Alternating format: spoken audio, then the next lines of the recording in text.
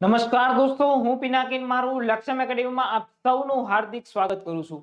મિત્રો, ગુજરાત હાઈકોર્ટ દ્વારા ગુજરાતી સ્ટેનોગ્રાફરની ભરતીની જાહેરાત કરવામાં આવી છે.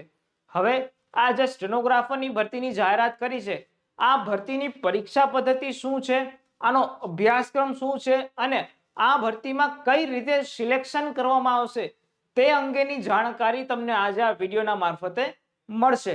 તો ચલો આજે આપણા વિડીયોની આ શરૂઆત કરીએ કે પહેલા તો ગુજરાત હાઈકોર્ટ દ્વારા જે સ્ટેનોગ્રાફર કેવી ગુજરાતી સ્ટેનોગ્રાફરની ભરતીની જાહેરાત કરી છે તેની પહેલા તો પરીક્ષા પદ્ધતિ વિશે જાણીએ. જેમાં આમાં પરીક્ષા 3 સ્ટેજમાં લેવામાં આવશે. પહેલું સ્ટેજ છે એલિમિનેશન ટેસ્ટ, ત્યાર પછી બીજું સ્ટેજ છે સ્ટેનોગ્રાફી ટેસ્ટ અને ત્રીજું સ્ટેજ છે તે વાઇવા.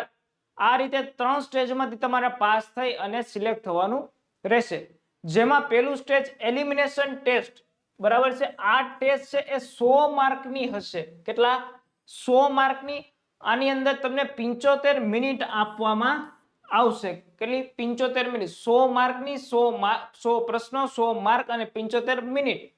હવે નેગેટિવ માર્કિંગ આની અંદર 0.33 જેટલું નેગેટિવ માર્કિંગ રાખવામાં આવ્યું છે. બીજી વાત કરીએ તો આનું જે પરીક્ષાનું માધ્યમ છે તે ગુજરાતી અને ઇંગ્લિશ બંનેમાં રહેવાનું છે. ખાસ ગુજરાતી અને ઇંગ્લિશ બંને લેંગ્વેજમાં પેપર આવશે. જે ઉમેદવારને ઇંગ્લિશમાં આપવું હોય તે ઇંગ્લિશમાં આપી શકશે અને જે ઉમેદવારને ગુજરાતીમાં આપવું હોય તે ગુજરાતીમાં આપી શકશે. બરાબર છે.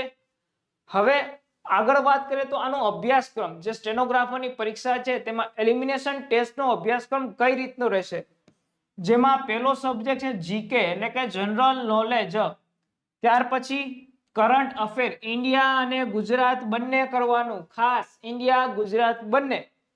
ત્યાર પછી ન્યુમેરિક એન્ડ મેન્ટલ એબિલિટી એટલે કે મેથ્સના પ્રશ્નો અહીંયા પૂછાશે.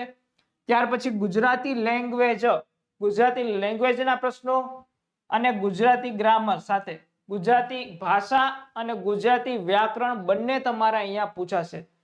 ત્યાર પછી ઇંગ્લિશ લેંગ્વેજ અને ઇંગ્લિશ ગ્રામર, ગુજરાતીની જેમ અંગ્રેજી ભાષા અને અંગ્રેજી વ્યાકરણ પણ અહીંયા સમાવેશ કરવામાં આવ્યો છે. ત્યાર પછી વાત કરીએ તો કોમ્પ્યુટર ફંડામેન્ટલ એન્ડ ઓપરેશનને લગતા એટલે કે બેઝિક કોમ્પ્યુટરને લગતા પ્રશ્નો પણ અહીંયા આ એલિમિનેશન ટેસ્ટની અંદર પૂછવામાં આવશે. હવે આગળ વાત કરીએ તો જે આ ટેસ્ટ છે એની અંદર તમારે મિનિમમ, ખાસ જે હાઈકોર્ટની ટેસ્ટ હોય છે તેમાં તમારે મિનિમમ માર્ક લાવવા જરૂરી હોય છે.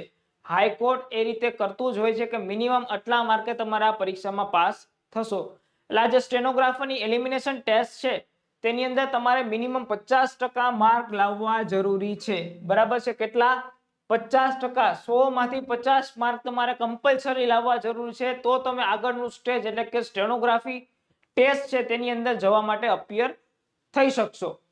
હવે આગળ વાત કરીએ તો બીજી જે ટેસ્ટ છે તે છે સ્ટેનોગ્રાફી ટેસ્ટ. બરાબર. આ ટેસ્ટ છે કેટલા માર્કની? 70 માર્કની આ ટેસ્ટ લેવામાં આવશે. જેમાં આ રીતે આપવામાં આવશે કે ક્લાસ 2 છે અને ક્લાસ 3. બરાબર. જેમાં ડ્યુરેશન ઓફ ડિક્ટેશન પર પેસેજ 4 મિનિટ, બેમાં 4 મિનિટ અને ટોટલ પેસેજ કેટલા? 2 આપવામાં આવ્યો છે. જેમાં ક્લાસ 2 માટે speed of dictation A 90 word પર મિનિટ આપવામાં આવી છે અને ગ્રેડ 3 માટે 75 વર્ડ પર મિનિટની જે સ્પીડ આપવામાં આવી છે. હવે વર્ડ્સ પર પેસેજ જે ગ્રેડ 2 માં છે એ 360 છે અને ગ્રેડ 3 માં 300 જેટલા છે અને ટોટલ ટ્રાન્સક્રિપ્શન ટાઈમ તમને 75 મિનિટનો ગ્રેડ 2 ની અંદર અને ગ્રેડ 3 ની અંદર 60 મિનિટનો જે ટ્રાન્સક્રિપ્શન ટાઈમ આપવામાં આવ્યો છે. હવે આમાં કઈ રીતની ટેસ્ટ લેવામાં આવતી હોય છે એ તમને સમજાવું. ખાસ કે પેલું જે છે આ ડ્યુરેશન ઓફ ડિક્ટેશન પર પેસેજ 4 મિનિટ, કે જેમાં ઉમેદવારને એક જે રૂમ હોય છે તેની અંદર લઈ જવામાં આવે છે અને 4 મિનિટમાં તેને એક ફકરો હોય છે તેને ટેપ રેકોર્ડર અથવા કોઈ પણ બીજા માધ્યમથી તેને ત્યાં બોલવામાં આવે છે. ત્યાં માઇકમાં બોલતા હોય છે. તમારે તે ફકરાને સાંભળવાનો હોય છે અને તમારે એક કાગળ આપેલું હોય તેમાં લખવાનો હોય છે. બરાબર. એ ફકરાને અહીંયા તમારે લખવાનો, એની તમારી સ્પીડ કેટલી હોવી જોઈએ? 90 વર્ડ પર મિનિટની સ્પીડ હોવી જોઈએ. ત્યારે તમે આખો ફકરો તેમાં લખી શકશો. એ ફકરો કેટલો? 4 મિનિટનો. એવા 2 ફકરા લખવાના, એટલે કે 8 મિનિટમાં 2 ફકરા લખવાના. અને તમારી સ્પીડ 90 વર્ડ પર મિનિટ ગ્રેડ 2 માટે, અને ગ્રેડ 3 માટે 75 વર્ડ પર મિનિટ, કે જેમાં તમારે એક ફકરાનો જે વર્ડ થાય એ 360 ગ્રેડ 2 માં અને 300 ગ્રેડ 3 માં થતો હોય છે. હવે આ થઈ ગયા પછી આ જે ટોટલ ટ્રાન્સક્રિપ્શન ટાઈમ ઈ શું છે? આ તમારો ફકરો બંને લખાઈ ગયા, બરાબર. પછી તમને અલગ એક રૂમમાં લઈ જવામાં આવે છે, જે કોમ્પ્યુટર રૂમ હોય છે. આ કોમ્પ્યુટર રૂમમાં લઈ ગયા પછી તમને કોમ્પ્યુટર પર બેસાડવામાં આવે છે. તમે જે કાગળમાં જે લખેલો હોય છે ફકરો, તેને તમારે સ્ટેનોગ્રાફરની ભાષામાં તે કોમ્પ્યુટરની અંદર ટાઈપ કરવાનું હોય છે. કેટલી મિનિટમાં?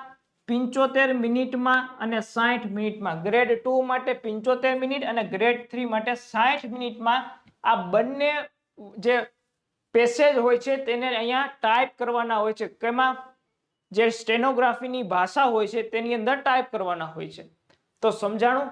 આ રીતની જે સ્ટેનોગ્રાફીની ટેસ્ટ છે તે લેવામાં આવતી હોય છે. હવે આની અંદર પણ તમારે મિનિમમ 50%, કેટલા? 50% માર્ક લાવવા જરૂરી છે. તો જ તમે આગળ વાઇવા ટેસ્ટમાં જવા માટે અપિયર થઈ શકશો, નહીં તો નહીં થઈ શકો. સ્ટેનોગ્રાફીમાં તમારે મિનિમમ 50%, એટલે કે 35 માર્ક લાવવા જરૂરી છે. 35 માર્ક લાવશો તો તમે પાસ, તો આગળ જઈ શકશો. હવે આગળ વાત કરીએ તો જે આ જે ટ્રાન્સક્રિપ્શન ટાઈમ હોય છે, કે જેમાં તમને અલગ રૂમમાં લઈ જવામાં આવે છે, તેમાં તમને જે ગુજરાત ઇન્ડિક ઇનપુટ ટૂલ આપવામાં આવતું છે, કે MS ઓફિસ ઇન્ડિક વર્ઝન હોય છે, અને એના ફોન્ટ આપવામાં આવતો હોય છે. એ અલગ અલગ ફોન્ટ જે કે તમારે આ 5 માંથી તમે ગમે તે ફોન્ટનો યુઝ કરી શકશો, યુઝ કરીને તમે લખી શકો. જેમાં પેલું ટ્રાન્સલેશન, ઇનસ્ક્રિપ્ટ, ટાઈપરાઇટર, ગોદરેજ ઇન્ડિકા ને ગુજરાતી ટેરાફોન્ટ. આ 5 ફોન્ટની અંદર આ 5 માંથી ગમે તે ફોન્ટનો યુઝ કરી અને તમે તે સ્ટેનોગ્રાફીના વર્ડ તમારા આખો પેસેજ તેમાં લખવાનો હોય છે. હવે આગળ વાત કરીએ તો જે ત્રીજો જે છે ખાસ, કે જે વાઇવા ટેસ્ટ છે. આ વાઇવા ટેસ્ટ કેટલા માર્કની? 30 માર્કની વાઇવા ટેસ્ટ રહેશે. 30 માર્કની વાઇવા ટેસ્ટ. અને આની અંદર પણ તમારે મિનિમમ 50% માર્ક, એટલે કે 15 માર્ક લાવવા જરૂરી છે. કેટલા? 15 માર્ક લાવવા જ ખાસ જરૂરી છે. તો જ તમારું સિલેક્શન આગળ થશે. હવે આગળ વાત કરીએ તો આની સિલેક્શન પ્રોસિજર કઈ ટાઈપની હોય છે મિત્રો? આની સિલેક્શન પ્રોસિજરમાં 2 એક્ઝામને માન્ય રાખવામાં આવે છે, કે જે સ્ટેનોગ્રાફી ટેસ્ટ લીધી જેની અંદર તમે 50% થી ઉપર માર્ક લઈ લીધા, અને વાઇવા ટેસ્ટ છે એમાં પણ તમે 50% થી ઉપર માર્ક લઈ લીધા. એટલે આ સ્ટેનોગ્રાફી ટેસ્ટ અને વાઇવા ટેસ્ટને ધ્યાનમાં રાખીને એક મેરિટ લિસ્ટ બનાવવામાં આવતું હોય છે. કેવું? સ્ટેનોગ્રાફી સ્કિલ ટેસ્ટ અને વાઇવા ટેસ્ટને લઈને મેરિટ લિસ્ટ બનાવવામાં આવતું હોય છે. અને એ પણ મેરિટ લિસ્ટ કેટેગરી વાઇઝ બનાવવામાં આવે છે. અને કેટેગરી વાઇઝ જે મેરિટ લિસ્ટ બને, જેમાં જે ઉમેદવારો આગળના ક્રમે હોય છે તેને પોતાના મરજીના ડિસ્ટ્રિક્ટ, એટલે કે જેને પ્રિફરન્સમાં જે ડિસ્ટ્રિક્ટ રાખેલા હોય છે એ પ્રિફરન્સ વાઇઝ તેને પોતાનો જિલ્લો ફાળવવામાં આવતો હોય છે. કઈ રીતે? મેરિટમાં આગળ નામ હોય તો, બરાબર, તો તેને પ્રેફરન્સ માટે મળતું હોય છે. તો આ રીતની જે સિલેક્શન પ્રોસિજર છે તે ગુજરાતી સ્ટેનોગ્રાફરની ભરતીની અંદર હોય છે. હવે આગળ વાત કરીએ તો હાઈકોર્ટ દ્વારા એવું પણ કહેવામાં આવ્યું છે કે જો કોઈ પણ ઉમેદવાર આની અંદર સિલેક્ટ થતો હોય છે, પરંતુ કોઈ પણ કારણોસર તે હાજર રહી શકતો નથી કે ત્યાં રહેતો નથી, તો તેનું જે સિલેક્શન છે તે રદ કરવામાં આવશે. તેને ફરીથી કોઈ પણ જાતનો મોકો આપવામાં આવશે નહીં. એટલે ખાસ સિલેક્ટ થઈ જાઓ તો તમારે એ દિવસે તમારે ત્યાં હાજર રહેવાનું હોય છે. તો મિત્રો, આ હતો જે સ્ટેનોગ્રાફરની જે ભરતી છે તેની પરીક્ષા પદ્ધતિ, તેના અભ્યાસક્રમ અને કઈ રીતે પરીક્ષા લેવામાં આવતી હોય છે, અને એનું સિલેક્શન પ્રોસેસ કઈ રીતની હોય છે તેની અંગેની સંપૂર્ણ માહિતી. અને આ તમારી જે પરીક્ષા છે સ્ટેનોગ્રાફરની, તેને પાસ કરવા માટે ખાસ લક્ષ્યમ એકેડેમી તમને મદદ કરશે. જેના માટે તમારે ખાસ લક્ષ્યમ એકેડેમીને ડાઉનલોડ કરવાની રહેશે, જેની લિંક આ વિડીયોના ડિસ્ક્રિપ્શનમાં અહીંયા આપેલી છે. તો ઝડપથી આ લિંક ઉપર ક્લિક કરજો અને આ લક્ષ્યમ એપને ડાઉનલોડ કરી લેજો. અને મિત્રો તમારા માટે ખાસ એક બેચ આ લક્ષ્યમ એકેડેમી એપ લઈને આવી ગયું છે કે જેની અંદર તમને Gujarati stenographer, bailiff, high court attendant અને હાઈકોર્ટ ડ્રાઈવરની ભરતીની માં જે ઉપયોગી થાય તે માટે ખાસ એક બેચ છે, જેમાં તમને લાઈવ પ્લસ રેકોર્ડેડ બેચ મળવા જઈ રહી છે અને સાથે સાથે આનું મટીરિયલ પણ તમને મળશે. અને એનો પ્રાઇસ છે જે માત્ર ને માત્ર 1100 રૂપિયાની અંદર તમને આ કોર્સ મળવા જઈ રહ્યો છે. તો તમારી તૈયારીને મજબૂત કરવા માટે ઝડપથી જોડાઈ જાઓ લક્ષ્યમ એકેડેમી એપ સાથે. અને આ વિડીયોને હજુ સુધી લાઈક ન કરી હોય તો લાઈક કરી દેજો અને સબસ્ક્રાઇબ પણ કરી દેજો અને શેર પણ કરી દેજો. તો મળીએ આવા બીજા નવા કોઈ વિડીયો સાથે. ત્યાં સુધી બધાને મારા જય હિન્દ.